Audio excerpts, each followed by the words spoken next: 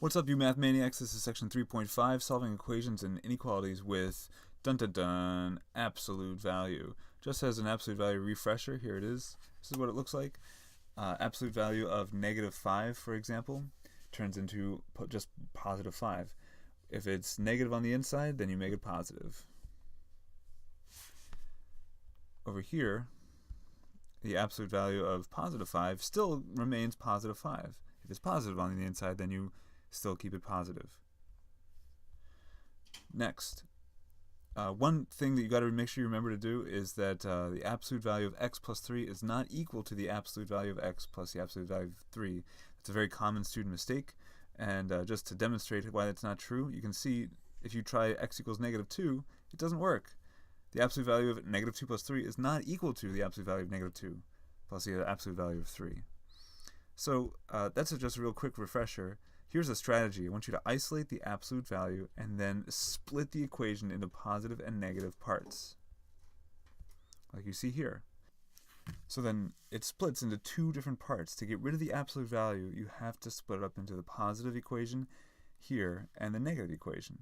And they're both identical of each other. You just take the positive 5 and negative 5. And in this case, there's nothing more to do. You've got two numbers that can work in the original. Both 5 can work in the original equation. The absolute value of 5 is equal to 5. And negative 5 can work in the original equation. The absolute value of negative 5 is also equal to 5. So here, there are two solutions, and you have to report them both. Next example. Here, you have the absolute value of x minus 3 minus 1 equals 4. So the strategy is the same. I still need to isolate the absolute value. So I'm going to take this number that's on the outside and get rid of it. And so I'm adding plus 1 to both sides. Now that I've done that, you can see that I have the absolute value isolated, and I'm going to split it. In order to get rid of the absolute value, I'm going to split it. So get rid of everything on the outside, then split, and then get rid of everything on the inside. Like you see here, x minus 3 is equal to 5, or x minus 3 is equal to negative 5.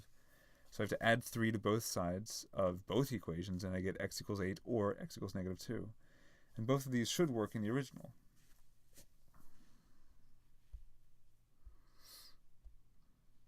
Here's an example. If you have an inequality, then there's something tricky that you have to have memorized. There's a blue fact and a green fact. If you have some algebraic expression x, and the absolute value of x is less than a, then you can translate it into this inequality, this compound inequality. And if it's greater than a, then you can translate it into this one. Let me show you what that means. I've taught this skill a couple of different ways, and I've just decided at the very end of the day, any kind of reasoning that I could give to you would be valid, but maybe it's just easier to memorize. Like if you have an absolute value of less than 5, it's easy, and it's maybe the easiest way to get rid of this is just to have this format memorized. Positive 5, less than symbol, and then another less than symbol here, and then negative 5 is the opposite of 5, 3x plus 2. This statement is equivalent to this statement here. Then you have to subtract 2 from all three parts, from here, here, and here. And I'm doing that so that I can get x all by itself. Then you have to divide all three parts by 3. And 3 divided by, it's because it's 3x here, I'm getting x by itself. 3x divided by 3 is x. 3 divided by 3 is 1. Negative 7 divided by 3 gives you a decimal, negative 2 and a third. And so x has to be somewhere in between 1 and negative 2 and a third. Here, x can be any of these values, and the original statement will still hold. Let's just pick one. X could be 0. 3 times 0 is 0, plus 2. Absolute value of 2 is 2, which is less than 5. And any of these numbers will work all the way up to 1, but not including 1. Because of this less than symbol, I'm going to use a parentheses here. I'm not going to include 1, the boundary point. I'm also not going to include negative 2 and a third here, the boundary point. But anything up until that, or in between these boundaries, is fine.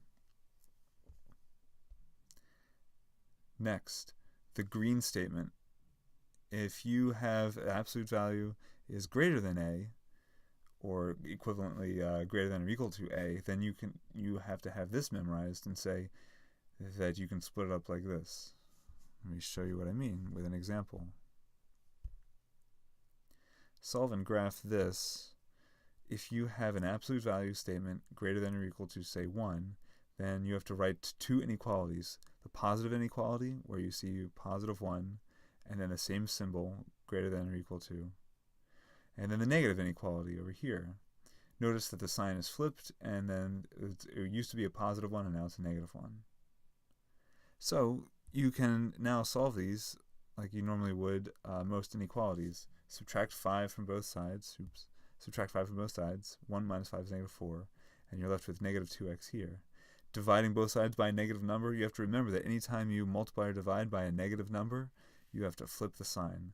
So you can see how it goes from greater than or equal to less than or equal to. X has got to be less than or equal to 2. And so I'm going to graph this part right here on the number line. It's going to be all of these numbers that are less than or equal to positive 2. And I'm even going to include 2 as the boundary point by indicating it with a bracket. X is allowed to be 2, and anything less than it.